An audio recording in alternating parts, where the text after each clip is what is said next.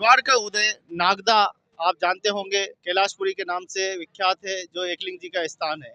सबसे बड़ी बात है कि पूरे विश्व में एक बात मैं आपको बता दूं कि हमारे यहाँ के राजाओं ने हमेशा एकलिंग नाथ जी को यहाँ का राजा माना है, और वह राजा जो है उन्होंने अपने आप को दीवान माना है।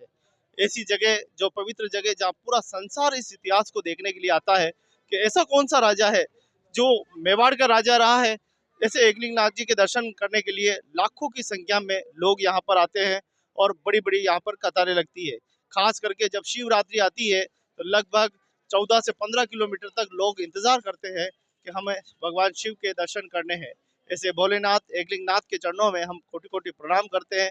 आज बंधुओं, बहुत ही सौभाग्य की बात है कि क्षत्रिय दर्जी पीपा समाज का यहाँ का इतिहास जुड़ा हुआ है। इतिहास ऐसा है कि आपको बताएं कि विश्व की सबसे लंबी ध्वजा भी यहीं पे चढ़ती है। और ये कतारें जो देख रहे हैं, ये कुछ इसमें टूरिस्ट भी है और कुछ लोग यहाँ पर क्षत्रिय पीपा दर्जी समाज के आज बड़ी संख्या में जन समाज यहाँ पर मौजूद है। माताएं, बहनें, बच्चे सब यहाँ पर आए हैं क्योंकि ये आस्था जुड़ी हुई है। विश्व की सबसे लंबी ध्वजा चढ़ाने का श्रेय क्षत्रिय पीपा दर्जी समाज को जाता है, जो विभिन्न विभिन्न मंदिरों में इनकी परंपरा और इनकी जो संस्कृति है उसको बचा कर रखे। आज बड़े ही सम्मान के साथ समाज के आदरणीय अग्रज पूर्व में सरपंच साहब आप रहे, आपसे परिचय भी करेंगे, आपको बताएंगे, और इस संपूर्ण समाज, क्षत्रिय समाज का इतिहास और इस एकलिंग जी से कैसे जुड़ा था उसके बारे में हम संपूर्ण जानकारी आपको देंगे। आप देश और दुनिया में कहीं भी बैठे हो, और अगर आप टेलर है, आप दर्जी समाज के, तो ये खबर आपको जरूर देखनी चाहिए, क्योंकि ये इतिहास से जुड़ी है, परंपराओं से जुड़ी है, ये हमारे नववर्ष से जुड़ी है, हमारे इतिहास से जुड़ी है। स्वागत सरपंच साहब। ये स्थान ऐसा है, मेवाड़ का राजवंश का उद्गम स्थल इसको कहते हैं। ठीक है, मेवाड़ राज्य का उद्गम स्थल इसको कहते हैं। बप्पा रावल ने यहाँ की नींव लगाई थी और पूरे मध्य एशिया तक उनका राज चलता था, पाकिस्तान से लेकर ईरान तक। ऐसे बापा रावल का ये राजधानी रहा। यहाँ एकलिंग नाथ जी उनके राजा रहे हैं और उन्होंने दीवान बन के इस मेवाड़ और पूरे एरिया का शासन उन्होंने किया है। ये बहुत ही अच्छी स्थिति है, तपोभूमि है, इसको नागदा नगरी भी कहते हैं। तो बहुत ही अच्छी जगह है। यहाँ दर्जी समाज का हमारा भी अपना जुड़ाव रहा है।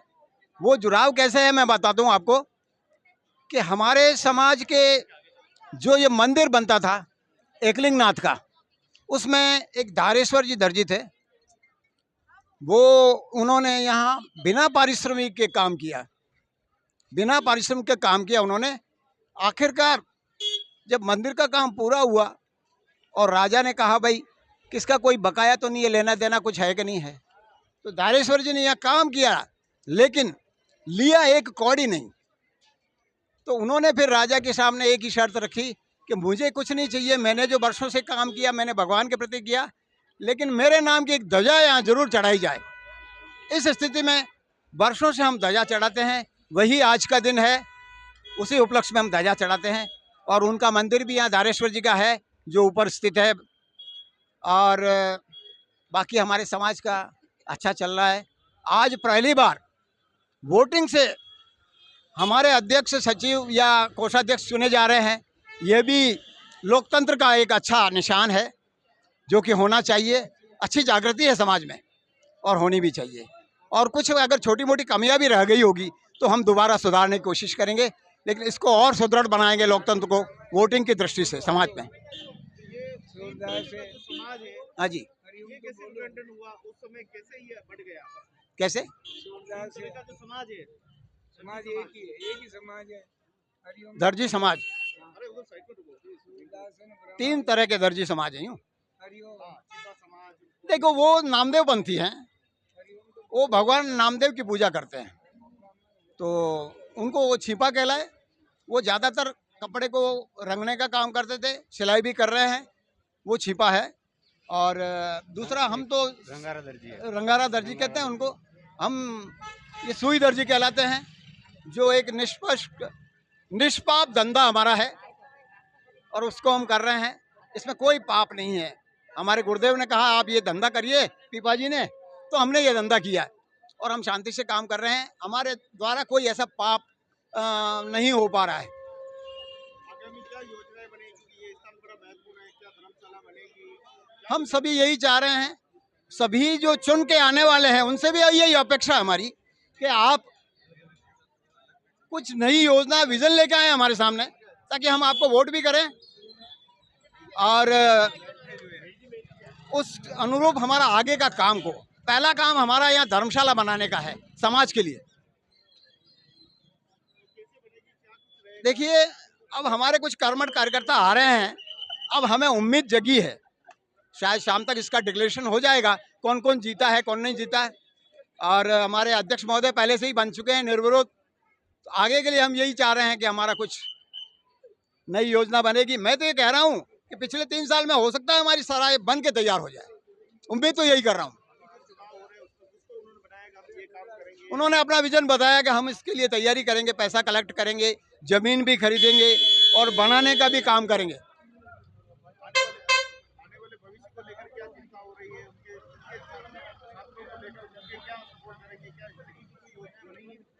देखिए, लिए छात्रों के लिए तो यूँ है कि हमारे समाज के लोगों ने उदयपुर में ज़मीन भी खरीदी है, वहाँ छात्रावास बनाने का भी विचार है।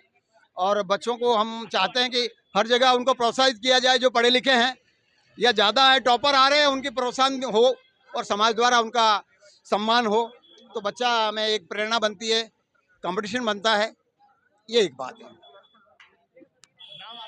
गोवर्धन लाल, पूर्व सरपंच, पूर्व चौकड़ा अध्यक्ष फरारा, गांव रिछेड़। बहुत बहुत धन्यवाद। गोवर्धन जी ने संपूर्ण इतिहास के बारे में आपको बताया कि दर्जी समाज का उद्गम, दर्जी समाज की कार्यशैली, दर्जी समाज की परंपराएं सब बताई है। आशा करते हैं कि नवनिर्वाचित कार्यकारिणी इस काम को करेगी। जल्दी ही यहाँ एकलिंग जी के स्थान पर एक समाज की बड़ी धर्मशाला बने, जिससे कि समाज एक साथ बैठे, एक साथ उठे और एक संसद की तरह बने। आप क्या सोचते हो? बिल्कुल बिल्कुल, अब हम वैसा ही चाहते हैं, अच्छे से बने, इस दृढ़ लोकतंत्र की तरह। जैसा अपने संसद चलता है वैसा ही समाज की धर्मशाला भी चले, सभी के विचार आमंत्रित होंगे उसमें और उसी के अनुरूप काम होना चाहिए और होगा भी। तो गुजारिश यही करते हैं चैनल के माध्यम से कि जीत हार तो होती रहती है, लेकिन अपने जो लक्ष्य है, जिस लक्ष्य के तहत आपने फॉर्म भरा है, उससे मुकरे नहीं। और आप भले ही हारे या जीते, लेकिन आप अपने समाज के साथ खड़े रहें, इस समाज का कंधे से कंधा मिलाकर सहयोग करें। और पिछले लंबे समय से, देश आज़ादी के 78 साल बाद भी अगर दर्जी समाज की यह धर्मशाला नहीं है और हज़ारों की संख्या में समाज आता है, तो ये एक बड़ा प्रश्न और ये एक सवाल है कि दर्जी समाज के लोगों को तुरंत प्रभाव से सबसे पहला काम ये करना चाहिए, एक सदन बनानी चाहिए, जिससे बैठे उठे और सम्मानजनक बिल्कुल व्यवस्थाएं यहाँ पे होनी चाहिए, जिससे कि सब माताएं बहनें सभी के लिए अच्छी से अच्छी व्यवस्थाएं हो। यही हम आशा करते हैं। तो बने रहिए, एकलिंग जी के इस स्थान से आपको दृश्य दिखा रहे हैं आज क्षत्रिय दर्जी पीपा समाज के साथ। जय संत शिरोमणि पीपा जी महाराज, जय एकलिंग नाथ जी की।